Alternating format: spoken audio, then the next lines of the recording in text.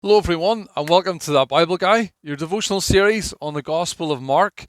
Today, what we're going to look at is an answer to the question: what does a follower of Jesus look like? What does a follower of Jesus look like? Often in the Gospels, what you see is an interaction where Jesus has with different people. And what you get to see is who does Jesus hold up as a genuine follower of his, and who does he declare not to be? And often it comes down to the actions of the two individuals. And then Jesus would often say, well, this is what's behind the actions here, and this is what's behind their actions. And it doesn't quite fit with what you expect between the two people in question.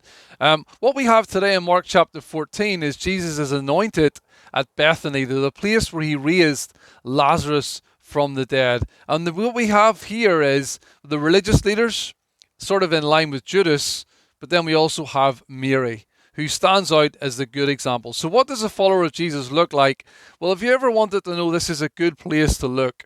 And what we're going to look at today is Mary as being an exceptional follower of Jesus, who displayed all the attributes that I think we can look at to see, am I living the Christian life? Is this really what God expects of me? Have I really got this right? Looking at the life of Mary. And at the end of all this, Jesus declared what she had done. She has done a beautiful thing for me. It says in, let me see, sorry, verse 6, she's done a beautiful thing for me. She's done a beautiful thing for me. So this is what Jesus declared. So what I want to look at, so the context here is, as I say, it's at Bethany, and there's a meal being served on Jesus' behalf.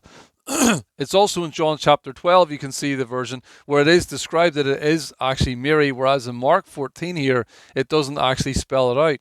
Now, we know that the leaders, the religious people of the day, the priests, the teachers of the law, wanted to look for a way to kill Jesus. The time was the Passover, and the Feast of Unleavened Bread was about a 7-day period of time where the Passover feast and Feast of Unleavened Bread were brought together in what was classically known as sort of Passover week. Jesus in Bethany reclined at the table, and as a meal had been served on his behalf. And he was at the home of Simon the Leper. And it says that Mary, a woman, came in with an alabaster jar of very expensive perfume. This is verse 3, made of pure nard. She broke the jar and poured the perfume on his head. Some of those present were saying indignantly to one another, why this waste of perfume? It could have been sold for more than a year's wages and the money given to the poor. And they rebuked her harshly. So this woman, described in John 12 as Mary, the sister of Lazarus, who Jesus rose from the dead. Verse 6, Jesus said to them, in their response, he said, leave her alone, said Jesus. Why are you bothering her? She has done a beautiful thing to me.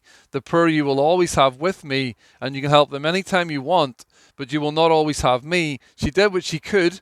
She poured perfume on my body beforehand to prepare for my burial. I tell you the truth, wherever the gospel is preached throughout the world, what she has done will also be told in memory of her, as I'm doing today. Jesus predicted this would be done. I'm doing that very thing today. Verse 10 then, Judas Iscariot, one of the 12, went to the chief priests to betray Jesus to them. They were delighted to hear this and promised to give him money. What a contrast we see here today between the Pharisees, teachers of the law, Mary, and then even Judas as well. And I just want to point out 3 things today. 3 things that you see in someone who's a genuine, sincere follower of Jesus, which I'm sure we all want to be. What 3 things can we see here exemplified in Mary, in contrast to Judas, and in contrast above her, the Pharisees and teachers of the law? The first thing we see in Mary here is she was devoted to Jesus. She wasn't trying to save face and act like all the Pharisees and teachers of the law. So the way she was acting, she knew that she would draw attention to herself, yet she was focused on Jesus, not on the people around her. She didn't really care what they thought. She just cared about what Jesus thought. She was going to do what she thought was right for Jesus, even though it wouldn't go down well with the people and didn't go down well, yet she kept on doing it. So she wasn't focused on the people, but devoted to Jesus. She was also focused on Jesus, devoted to him, as opposed to being focused on the expense. It's an expensive jar of perfume. It was said to have probably been a family heirloom, was passed down the generations. The way it was described, that she poured the whole bottle of perfume on Jesus' head to anoint him. But she wasn't fixated on the money, unlike Judas, who was, and others who talked about how expensive the perfume was. So she wasn't focused on money, on her, you could argue, her physical needs. Because that money could have been kept. Times were hard. Maybe that money would have been useful for her if she had sold this. But that's not what she did. She was focused and devoted to Jesus, her Savior. She also got something that others didn't get. Jesus just rode into Jerusalem on a donkey, and essentially that was the moment where he was declared to be king. So kings are to be anointed. And also she knew that Jesus predicted that he would die, as she said, she anointed me for my burial. So she also got something. Jesus rightfully should be anointed as our coming king. Others didn't get that, but she got it. She was devoted to Jesus. She was devoted to what happened before, and maybe even what was going to happen. She knew the story. She understood the scriptures maybe as well. She didn't care how she looked. As I say, she wasn't focused on how do I look in the eyes of others here. I'm focused and devoted to my Jesus, my Savior. He raised my brother from the dead. I'm focused on Jesus. She didn't care about how she looked. It wasn't fixated on her mind. And the other thing, just out of interest, because Jesus did a perfume poured on his feet on another occasion by a sinful woman.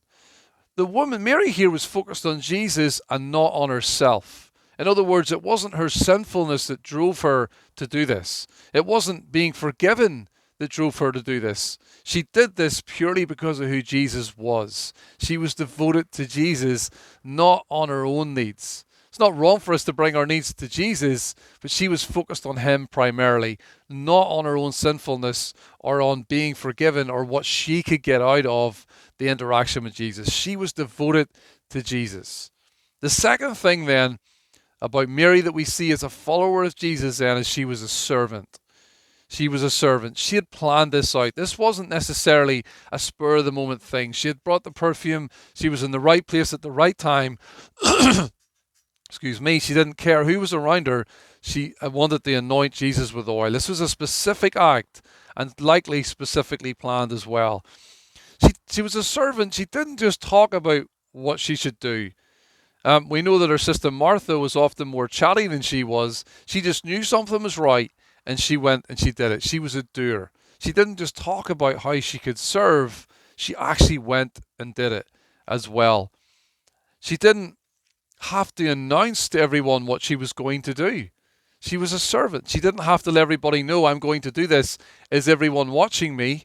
And she also didn't look for validation after she had done it either. She didn't argue about the perfume she used and why she was doing it. She just did what she knew she was right because she was a servant of Jesus. She would do whatever she had to do, regardless of what other people thought. She didn't need to announce it and didn't need to look for validation. How that can be for us, we want to do things whether other people see them or not, whether other people are doing the same things or not. But we'll address that in a second. So she was devoted to Jesus. She was a servant of Jesus. The last thing then was she took initiative. As a follower of Jesus, she took initiative and did something that no one else had done. And this is so interesting to look at. And you say, well, often people say to you, well, what does it mean to be a follower of Jesus? What must I do? Like the rich young ruler, what must I do?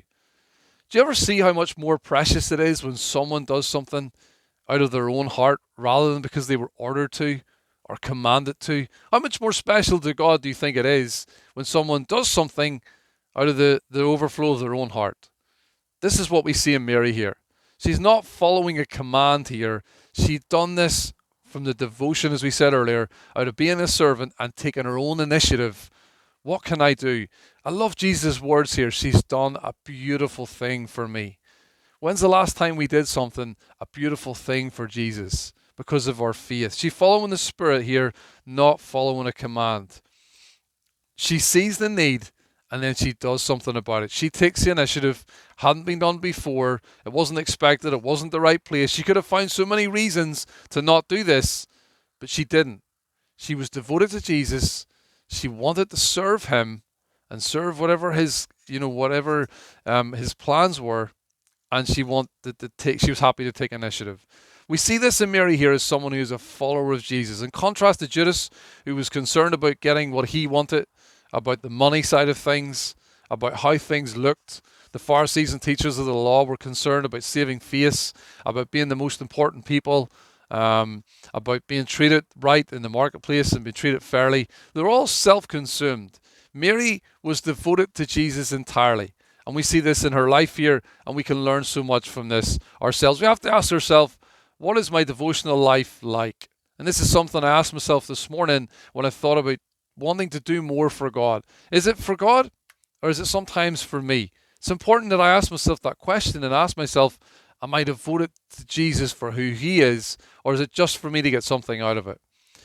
Are we servants? Are we willing to do whatever we're asked to do, or whatever we think we should do? Or is it the bare minimum? Are we willing to serve him because of who he is? And are we happy to take initiative? Do we have our own ideas about what we can do to make it special?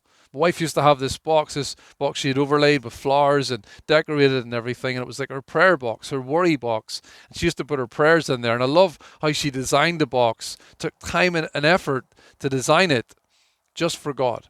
And you see this with Mary here. She did this just for Jesus. Jesus' response, I hope he can say this of the things that we do, they have done a beautiful thing for me. How wonderful it would be if Jesus said that about us. What does a follower of Jesus look like? They look like Mary here. Devoted, a servant, taking initiative, and going after the things rather than just talking about it. She does something about it. If this has helped you today and you like it, please hit the like button. Please share it on for other people. Please subscribe to That Bible Guy, and let's get his word out there.